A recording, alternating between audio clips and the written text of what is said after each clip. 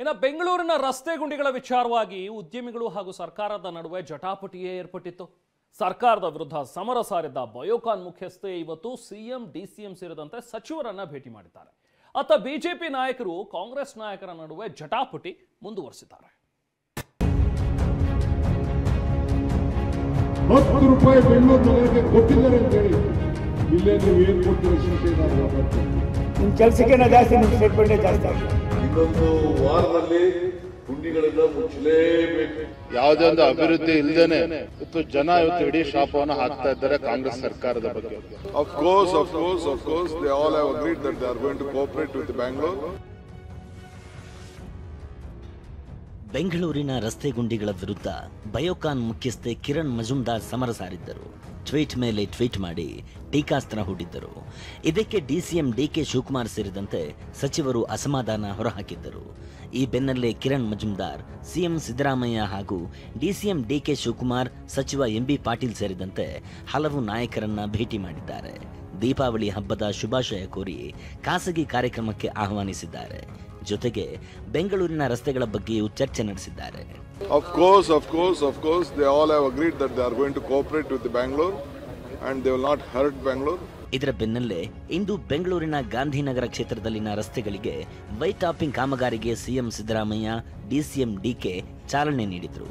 ಇದೇ ವೇಳೆ ಸಿಎಂ ಸಿದ್ದರಾಮಯ್ಯ 1 ವಾರದೊಳಗೆ ಗುಂಡಿ ಮುಚ್ಚಿಸಬೇಕೆಂದು ಡೆಡ್ಲೈನ್ ಕೊಟ್ಟಿದ್ದಾರೆ. ನಾನು ಹೇಳಿದೆ, ಈಗ ತಾನೇ ಮಾತಾಡ್ತಾ ಇದ್ದೆ ಅಧಿಕಾರಿಗಳ ಜೊತೆನಲ್ಲಿ, ಈ ಮಹೇಶ್ವರ ರಾವ್ ಮತ್ತು ಕಿಶೋರ್ ನಿಮ್ಮ ಜೊತೆ ಮಾತಾಡ್ತಾ ಇದ್ದೆ. ಇನ್ನೊಂದು ವಾರದಲ್ಲಿ ಗುಂಡಿಗಳನ್ನ ಮುಚ್ಚಲೇಬೇಕು.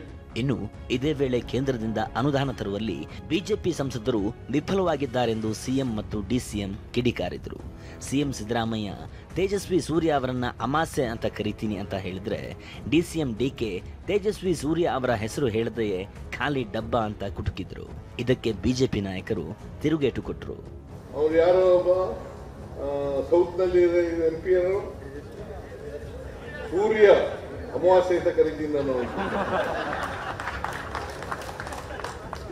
ಸೂರ್ಯ ಇಲ್ಲಿ ಮಂತ್ರಿಗಳ ಈ ಅಮ್ಮ ಯಾರು ಶೋಭಾ ಕರಂದ್ಲಾಜೆ ಒಂದು ದಿನ ಬಾಯಿ ಇರ್ಲಿಲ್ಲ. ಕುಮಾರಸ್ವಾಮಿ ಮಂತ್ರಿ ಒಂದು ದಿನ ಬಾಯಿ ಬಿಡ್ಲಿಲ್ಲ. ಕರ್ನಾಟಕಕ್ಕೆ ಕೊಡಬೇಕಾಗಿರೋ ದುಡ್ಡು ಕೊಡ್ರಿ. ಜನ ತಾನೇ ಹೇಳ್ಬೇಕು ಯಾರ ಮಕ್ಕದಲ್ಲಿ ತೇಜಸ್ ಇದೆ, ಯಾರ ಮಕ್ಕದಲ್ಲಿ ತೇಜಸ್ ಇಲ್ಲ, ಯಾರ ಅಮಾವಾಸ್ಯೆ, ಯಾರ ಪೌರ್ಣಮಿ ಎಲ್ಲ ಜನ ತೀರ್ಮಾನ ಮಾಡೋದು. ಜನತಾ ಜನಾರ್ದನ ಅವ್ರು ತೀರ್ಮಾನ ಮಾಡಲಿ ಅಮಾವಾಸ್ಯೆ ಯಾರು ಪೌರ್ಣಮಿ ಯಾರು ಅಂತ. ಗುಂಡಿಗಳು ನೋಡಿದ್ರೆ ಗೊತ್ತಾಗಲ್ಲ. ರಾಜ್ಯದಲ್ಲಿ ಬಿದ್ದಿರೋ ಗುಂಡಿಗಳು, ಬೆಂಗಳೂರಲ್ಲಿ ಬಿದ್ದಿರೋ ಗುಂಡಿಗಳು ಗೊತ್ತಾಗ್ತದೆ. ಸುಮಾರು 40 ಕಿಲೋಮೀಟರ್ ಟನಲ್ಲು, ಅದಕ್ಕೆ ಟೀಕೆ ಯಾರೊಬ್ಬ MP, ನಾನು ಹೇಳಕ್ ಹೋಗುದಿಲ್ಲ. ನಾನು ಬರೀ ಖಾಲಿ ಡಬ್ಬ, ಬರೀ ನಾಯ್ಸ್, ಬರೀ ಟ್ವೀಟ್ ಮಾಡೋದು ಇದೇ ಆಗೋಯ್ತು. ₹1 ಒಬ್ಬ MP. ಬೆಂಗಳೂರು ನಗರದಲ್ಲಿ 5 ಜನ MPಗಳು ಗೆಲ್ಸಿದ್ದೀರಿ. ನಿರ್ಮಲಾ ಸೀತಾರಾಮನ್ ಕೇಂದ್ರದ ಮಂತ್ರಿ.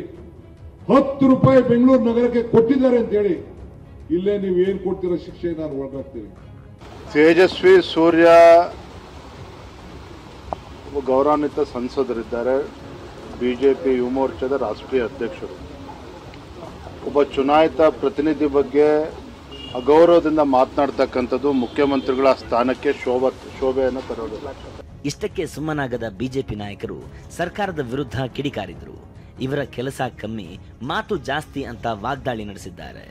ಬೆಂಗಳೂರಿನ ಪರಿಸ್ಥಿತಿ ಇರ್ಬೋದು, ರಾಜ್ಯದ ಪರಿಸ್ಥಿತಿ ಇರ್ಬೋದು, ಯಾವುದೇ ಒಂದು ಅಭಿವೃದ್ಧಿ ಇಲ್ಲದೇನೆ ಇವತ್ತು ಜನ ಇವತ್ತು ಇಡೀ ಶಾಪವನ್ನು ಹಾಕ್ತಾ ಇದ್ದಾರೆ ಕಾಂಗ್ರೆಸ್ ಸರ್ಕಾರದ ಬಗ್ಗೆ. 5,000 ಗುಂಡಿ ಮುಚ್ಚಿದ್ದೀವಿ, 10,000 ಗುಂಡಿ ಯಾರ ಹತ್ರ ಹೇಳ್ತೀರಿ ನೀವೆಲ್ಲಾನು? ಇದು ಬಿಡಿ. ನಾನು ಡಿಕೆ ಶಿವಕುಮಾರ್ ಒಬ್ಬ ಆಕ್ಟಿವ್ ಆಗಿ ಕೆಲಸ ಮಾಡ್ತೀರಾ ಅಂತ ತಿಳ್ಕೊಂಡೆ. ನಿಮ್ಮ ಕೆಲಸಕ್ಕೆ ಜಾಸ್ತಿ ನಿಮ್ಮ ಸ್ಟೇಟ್ಮೆಂಟೇ ಜಾಸ್ತಿ ಆಗಿದೆ. ಅಲ್ಲೇನೂ ಆಗಿಲ್ಲ, ಇಲ್ಲೇನೂ ಆಗಿಲ್ಲ. ಎಲ್ಲ ನಮ್ಮ ಕಾಲದಲ್ಲಿ ಯಾವ್ಯಾವ್ದಕ್ಕೆ ಯಾರ್ಯಾರು ಹೇಳ್ತೀರಿ, ಇದು ಬಿಟ್ಬಿಡಿ. ಸದ್ಯಕ್ಕೆ ಬೆಂಗಳೂರಿನ ಗುಂಡಿಗಳಿಗೆ ಇದೇ ಅಕ್ಟೋಬರ್ 31 ಡೆಡ್ಲೈನ್ ನೀಡಲಾಗಿದೆ. ಜಿಬಿಎ ಅಧಿಕಾರಿಗಳು ಸಹ ಬರದಿಂದ ಗುಂಡಿ ಮುಚ್ಚುತ್ತಿದ್ದಾರೆ. ಆದರೆ ಇದಕ್ಕೆ ಮಳರಾಯ ಕೂಡ ಅಡ್ಡಗಾಲು ಹಾಕ್ತಿದ್ದಾನೆ. ಈ ನಡುವೆ ಗುಂಡಿಗಳಿಗೆ ಆದಷ್ಟು ಬೇಗ ಮುಕ್ತಿ ಸಿಗುತ್ತಾ ಕಾದು ನೋಡಬೇಕಿದೆ. ಈರಣ್ಣ ಬಸವ, TV9 ಬೆಂಗಳೂರು.